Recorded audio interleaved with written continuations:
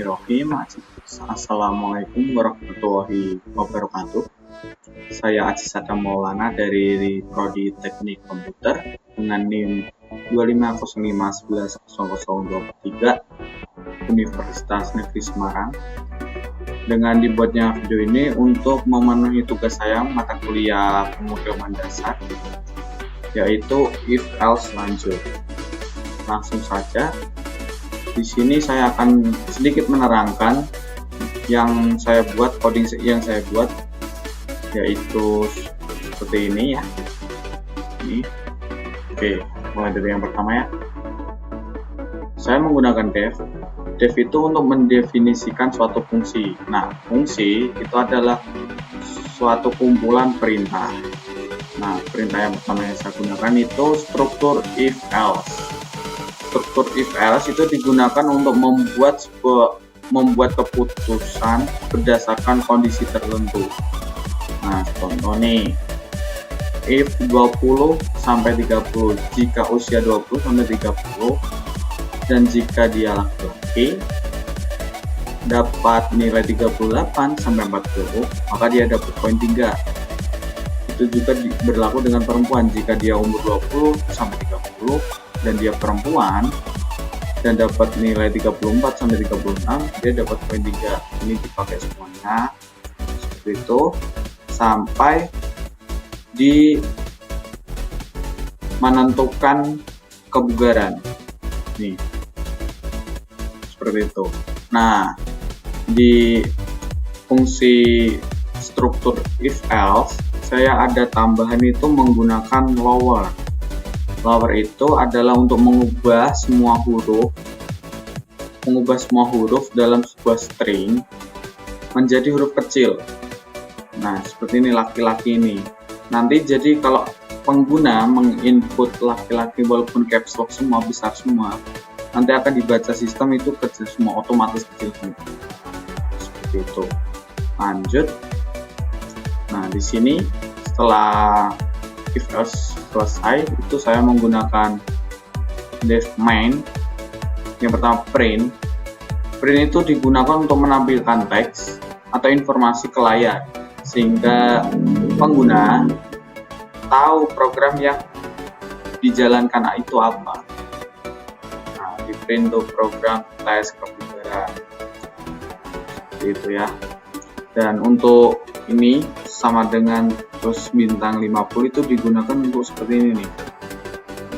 Nah, ini yang sama dengan terus banyak ini, itu hasilnya seperti ini ya.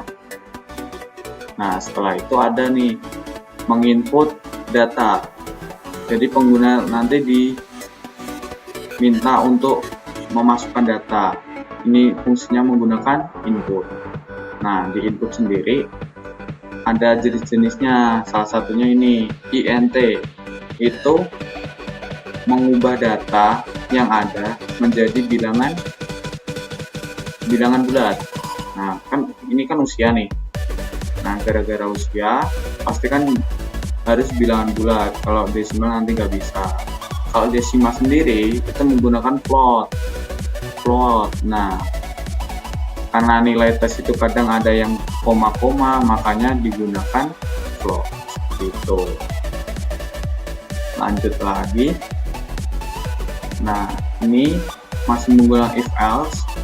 Jika semisal pengguna tidak menginput usia yang benar seperti itu, lebih dari 40, kurang dari 20, maka akan keluar peringatan error seperti ini.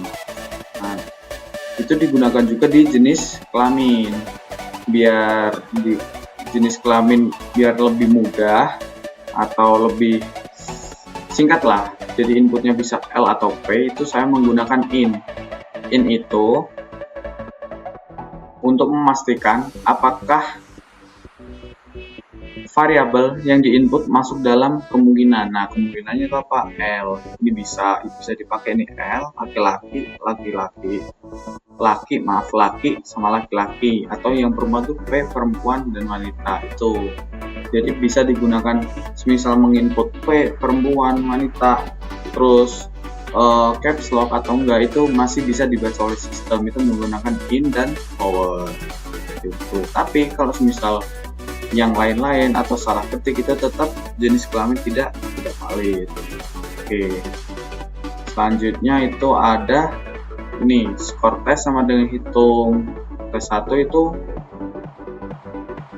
berfungsi untuk memanggil fungsi def yang di atas. Ini kan hitung skor tes 1, tadi ada def hitung skor tes 1 itu nanti dipanggil. Ini juga seperti itu. Rata skor ini digunakan untuk menghitung rata-rata skor yang didapat. Skor tes 1 misal 3 dan skor tes 2 itu 2 ya. Nanti dibagi 2 nih. Jadi hasilnya 2,5. Setelah itu dapat tingkat kebugaran. Jadi nanti ini merujuk juga memanggil def yang ditentukan kebugaran ini. Jadi ada pilihannya, semisal tadi hasilnya 2,5, nanti akan menunjukkan ini sangat bugar, kurang bugar, atau tidak bugar, seperti itu. Selanjutnya ini adalah tampilan hasilnya setelah inputnya selesai dan sistem sudah membaca semua dan menghasilkan seperti ini. Nama ini ya, kurang lebihnya seperti itu. Oke, cukup dari penjelasan saya, kurang lebihnya mohon maaf. Saya akhiri, wassalamualaikum warahmatullahi wabarakatuh.